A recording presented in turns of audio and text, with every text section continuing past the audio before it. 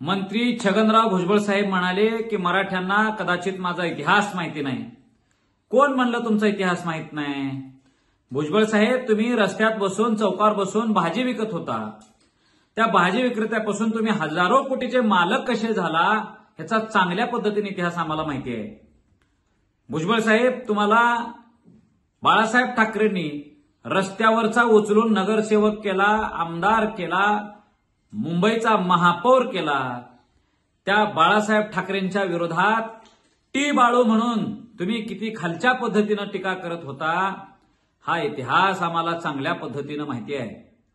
बाळासाहेब ठाकरेंच्या पासून निघाल्यानंतर तुम्हाला शिवसैनिक मारतील, ठोकतील म्हणून तुम्ही जेव्हा घाबरून पळून फिरला होता त्यावेळेला तुमच्या शरीराचं रक्षण करण्याची जबाबदारी धाराशिवचे ढाण्या वाघ पद्मसिंह पाटलांनी घेतलेली होती. त्यांच्या आश्रयाखाली तुम्ही होता आणि किती दिवस होता हा इतिहास आम्हाला चांगल्या पद्धतीने माहिती आहे. आज ज्या बाळासाहेब ठाकरेंवर तुम्ही आरोप करीत होता त्या काळात, आज त्या बाळासाहेब ठाकरेंना मी का सोडलो म्हणून जे कारण देताय, मंडलसाठी सोडलो असं जे तुम्ही खोटं बोलताय, त्याच्या मागचा इतिहास महाराष्ट्राला माहिती पाहिजे म्हणून सांगतो.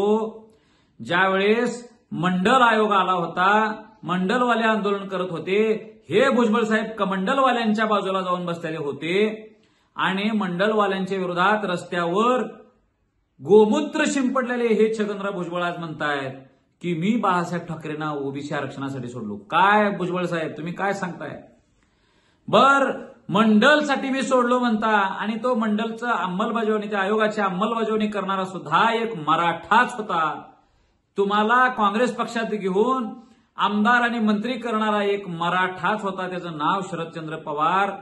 त्यांच्याच पक्षामध्ये तुम्ही फूट पाडण्यात सहभागी झाला आणि तुम्ही महाराष्ट्राला सांगताय की मी मंडलसाठी काय केले, मी ओबीसीसाठी काय केले. तुम्ही कुणासाठी काय केलेलं नाही, तुम्ही फक्त स्वतःसाठी केलेलं आहे.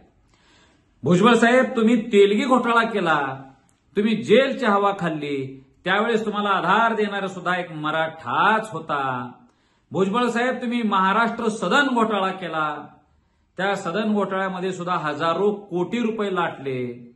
हा इतिहास महाराष्ट्राला अजून माहिती आहे, तो विसरलेला कुणीच नाही. भुजबळ साहेब, तुम्हाला ओबीसींनी समाजातून बरखास्त केलता, बहिष्कृत केल्यासारखा केलता. तुमच्याकडे 10 माणसं जमवण्याची कुवत राहिलेली नव्हती.